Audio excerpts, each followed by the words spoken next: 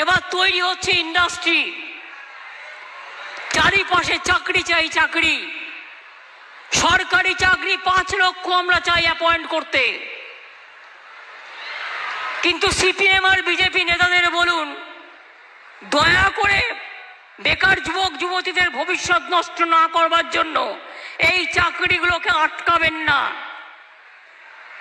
ভোটে গিয়ে কথাগুলো বলুন, কোর্টে যে কেউ যেতে পারে, এটা তার সাধারণ অধিকার। কিন্তু তাই বলে একটু মায়া লাগে না?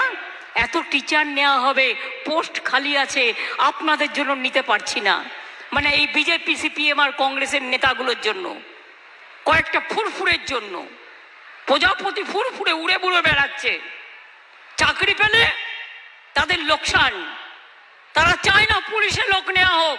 60,000 পুলিশ রিক্রুটমেন্ট হবে, প্রায় 1 লক্ষের মতো টিচার রিক্রুট হবে, বিভিন্ন দপ্তরে 5 লক্ষ ছেলে মেয়েকে নেওয়া হবে। যেই আমরা রেডি করছি, টুক করে একটা কেস টুকে দিচ্ছে, আর দিয়ে হাসতে হাসতে বলছে, দেখলে তো চাকরিটা করতে দেবো না, যেন জমিদারি পেয়ে গেছে। বলি, সাহস থাকলে ভোটে লড়ুন, একটু গণতন্ত্রের রাজনীতি রাস্তায় করুন। সবটা গিয়ে দুর্নীতি করবার চেষ্টা করবেন না, এটা একটা বড় দুর্নীতি। যারা মানুষের কাজ আটকায়, এটা বড় দুর্নীতি। যান রেলে গিয়ে খোঁজ নিন, কত দুর্নীতি করেছেন খুঁজে বের করুন।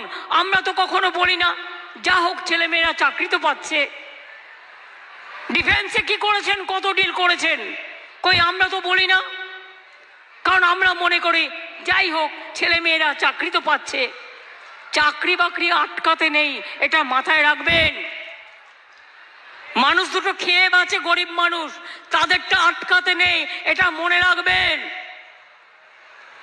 আমরা থাকলেই মনে রাখবেন, বিনা পয়সায় রেশন পাবেন, লক্ষ্মীর ভান্ডার পাবেন, কন্যাশ্রী পাবেন, শিক্ষাশ্রী পাবেন, তাঁত সাথী পাবেন, তাঁত বন্ধু পাবেন, কৃষি বন্ধু পাবেন, কৃষক বন্ধু পাবেন, মৎস্যজীবী পাবেন, মেধাশ্রী পাবেন, ঐক্যশ্রী পাবেন, শিক্ষাশ্রী পাবেন, যজ্ঞশ্রী পাবেন, কর্মসাথী পাবেন, কর্মতীর্থ পাবেন, রাস্তাঘাট পাবেন, ব্রিজ পাবেন, এলাকার উন্নয়ন পাবেন।